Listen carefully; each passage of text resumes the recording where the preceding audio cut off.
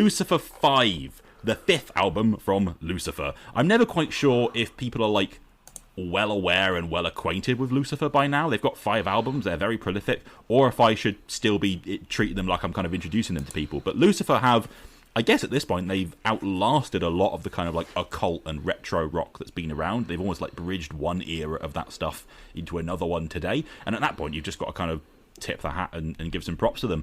Fronted by Johanna, who was one half of the incredible one-album wonder heavy metal act The Oath, alongside Linnea Olsen, who now leads Maggot Heart. The backbone, ever since the second Lucifer album, has been her husband Nick Anderson, most well known for being king of both Swedish death metal with Entombed and garage retro rock with the Helicopters. And the vibe ever since then has been like your kind of wholesome, weird auntie and uncle who have, like, all of the stuffed taxidermy in their house and dress in vintage clothes, pumping out the sort of, like, lovely 1970s heavy pop rock songs that if you were sat in, like, the Black Heart or your kind of equivalent rock pub and they came on, you just think, that's the stuff.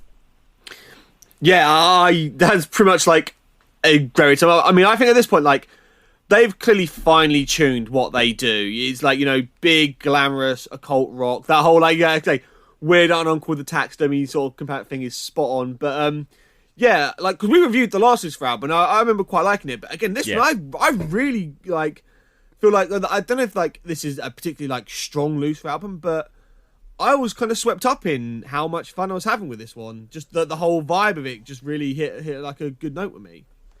Yeah, they're funny when it comes to their popularity, because they came about, like you say, with that occult rock revival thing, but it was sort of at the tail end of when that thing was at its most buzzy. So they kind of went straight into a zone of, like, rather than being like a buzzy hype band, they kind of just straight away became an old reliable, which is a funny kind of career arc to have. And, you know, I've heard all their records and I think they're all good, but I think this is the best one.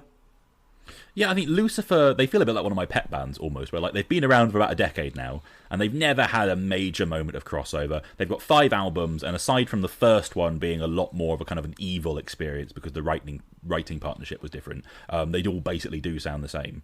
But I just love them. Like, I love these guys writing it together. I love the cozy vibe of their records. They've got very gifted ears for melody, and I think they've reached a point now where, like, you know, they're just on tour doing a co-headline tour with Coven, who are like the original, like, 1969 template for the kind of sound that they do. And it's kind of wild to see something that's, you know, like, you know, bringing the past and present of that template together like that on equal pigging. I know it's obviously because, you know, Coven only ever really remained a kind of properly cult act themselves, but it's a bit like if you had Black Sabbath and Uncle Aston the Deadbeats co-headlining tour going out there like that. And, you know, we've reviewed a handful of their albums on the show. The last one was Lucifer 4. Overall, you know, I think that's probably the least essential of their albums, but that Crucifix I Burn For You song I still listen to all the time, because I burn yeah, for that was you. a banger. Like, yeah, they just write jams and they're just really fun to come back to. And Lucifer 5, again, having done Lucifer 4, I didn't know if we'd necessarily find the necessity in stopping along, you know, to review this properly again, but I love this one.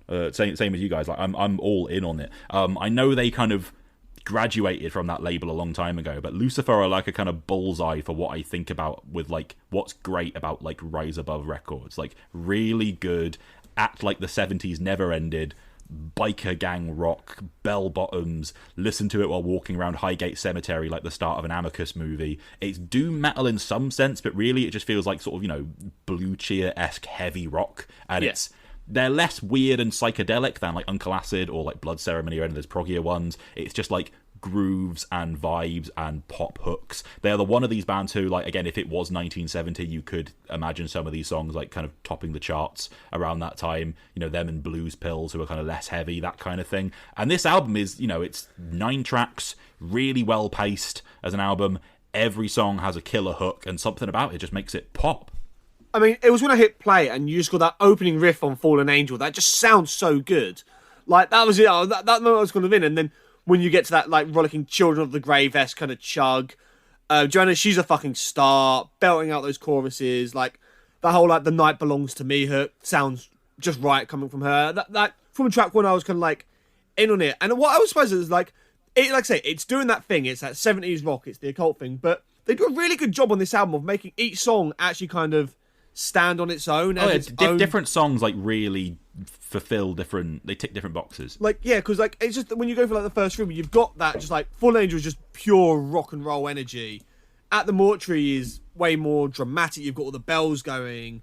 Riding Reaper is like sleazy. You know, it's like obligatory that any one of these bands has to say Night of the Hunter at any point across an album. I swear, like they all have to do it. But like, there's so much from it. Slow Dance in the Crypt, like 10 out of 10 name for a song. That was the moment where I really was like, I fucking love this. I'm having so much fun. Yeah, I think it's nice to have this come along hot on the heels of the Green Lung album, because like they don't sound the same, but in the same way we were like, oh, Deep Purple and Rainbow, and just like writing a really kind of classy, timeless sounding album like that. This is absolutely an album that I would throw at anyone who like fell in love with Green Lung and is maybe down for a kind of slightly more relaxed, less arena heavy metal, more kind of blues bar take. And you're right, you know, you've got like rock and roll bangers on it. Fallen Angel is just fucking rad. Like, put a biker jacket on me right the fuck now. Like, killer riffs, kind of some 1970s Motorhead vibes in some of that, heavy drum grooves from Nick, brilliant fucking chorus. Like, it's simple, but the way the kind of riff interacts with it, it wallops with you, it rocks. And you got the same thing with Immaculate Heart that kind of hits off the kind of second half of the album. Just super catchy, immediate, timeless sounding heavy rock riff. Johanna opens up with that "Bring It On," and you got the kind of like acoustic laid in on there as well. As much heart in there as there is Pentagram. Yeah, it kind of harks back to that, like I say, that time in the early 70s before metal was this kind of separate, untouchable thing. Like, it was kind of integrated with the pop and rock music of its time. And I don't know, that stuff's just got a real charm to it. Like, for me, two of their standout songs are At the Mortuary and Riding Reaper, and both of them just have this like snake hips 4/4, like real attitude, like particularly Riding Reaper, which sounds like Pat Benatar fronting like Mark III era Deep Purple, that kind of boogie rock sort of thing with a really catchy melodic chorus. It's funny, I hadn't thought of it, but you used the word earlier, but classy. It is the word, because it's not like going out of its way to be evil or psychedelic or arcane and, you know, that sort of thing. It's just sort of really high quality rock music that's got a bit more attitude than the more mainstream end of stuff that was coming out in the 70s. Yeah, their vibe is more like, you know, if you were kind of leafing through like a really old record bin of like things that have been labeled for like £3, and you'll find something with like the photo of the band themselves will be on the cover, and it will just, you know, be so, you know, like Nick Anderson can just write a guitar lick, and Riding Reaper, what you're saying, it just tickles the ears in such a pleasant way, you know, like just quality melody and songs that burst with it immediately, and his riffs always kind of like groove and worm their way around so slickly. The stuff going on in Immaculate Heart is like so classic sound like that. The record is so inviting sounding, like it has this warm vintage production, chord progressions that just grab you super accessibly, you know, fiery front woman who can deliver these kind of like sort of retro pop hooks very naturally. When the cowbell comes in at the end of Strange Sister, you're just like, fuck yeah, give me all of this. Nah, mate, Strange Sister, just like big rocking riffs. It is so much fun. Dead Don't Speak has that like kind of tapping riff, which again is really catchy to the ear. Every song has at least one moment you're going to go like, that just sound like, right, it sounds so good in that like that vintage production without it sounding like tired and old and like kind of pastiche. They have this like brilliant like knack of like harking back to the 70s, but without it sounding like a sort of like pastiche throwback that sounds like lazy and cheap. Well, Slow Dance in a Crypt harks back to a particular kind of song that is so emblematic of the 70s that I didn't even think of as a formula, really, but that sort of spacey faux ballad that, you know, Planet Caravan or Priest put a load of them on their early records, Catch the Rainbow on the first Rainbow record, that sort of thing. That kind of spacey, woozy, slow, sort of waltzing, like, yeah. Yeah, and it feels like, I don't know, maybe since like the late 70s or early 80s, if a metal band does a ballad, it kind of has to feel like a big power ballad and, you know, huge statement, still has the stomp and everything. But in that weird era where metal was kind of finding its feet, you've got these really interesting, not indicative of anything really heavy songs there. And I think, it's a formula that I hadn't really identified as a thing until listening to this record. I was like, oh my god, like it. Yeah, like I say, Catch the Rainbow, Planet Caravan, that sort of, and it just adds such a cool flavour to the record. It makes it feel a lot more legit somehow. It makes it feel like not like you say, not a pastiche, but a more full tribute. Yeah, and the other thing about, you know, some of these songs you're mentioning is all of their previous albums have been pretty morbid, right? Like all the kinds of subjects and titles on those that you would expect. But this is the most like full monster mash that Lucifer have ever gotten, I think. This album is like Carry On Lucifer at times. At the Mortuary, the way that song starts with like full tolling bell doom is almost misleading, like a bait and switch. Because at the same time, Lucifer, they're a great meeting point of like the rock staples that you'd expect for this sound, Sabbath, Blue Oyster Cult, whatever, and that kind of late 60s, early 1970s pop.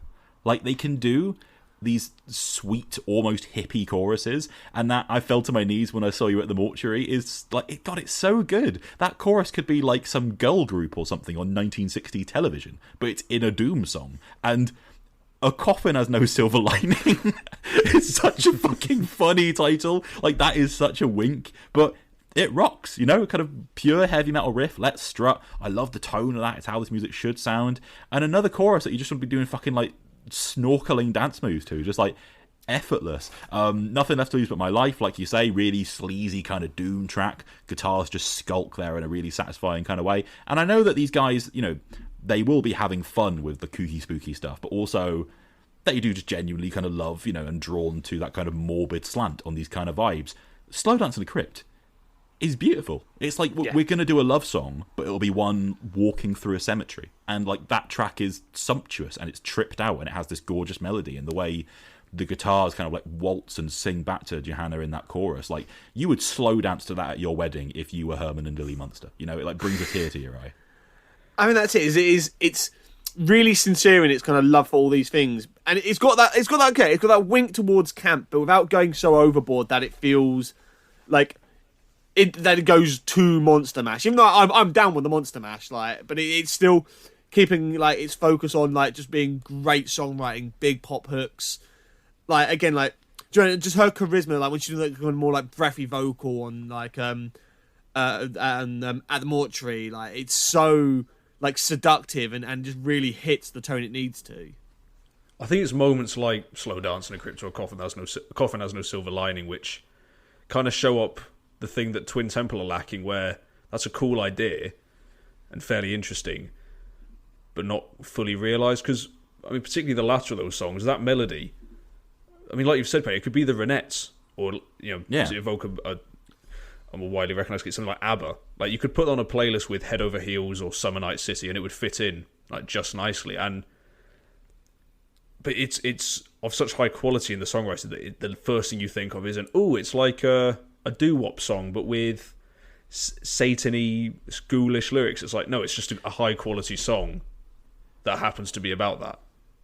Yeah, because I thought kind of similarly in the sense that, like, Lucifer are very consistent in the way that these bands, a lot of them kind of bust out in a short period of time, or just kind of had one moment of glory, or there is that slightly more kind of novelty factor to it, and maybe after an album's worth of it, you're kind of done with it. Lucifer have kind of been playing the long game. It's just like, we're just going to write a bunch of, not copy and paste, but all very authentic in the kind of love for this kind of stuff, songs over a consistent period of time, and just keep at it. And I am toe tapping all through this album.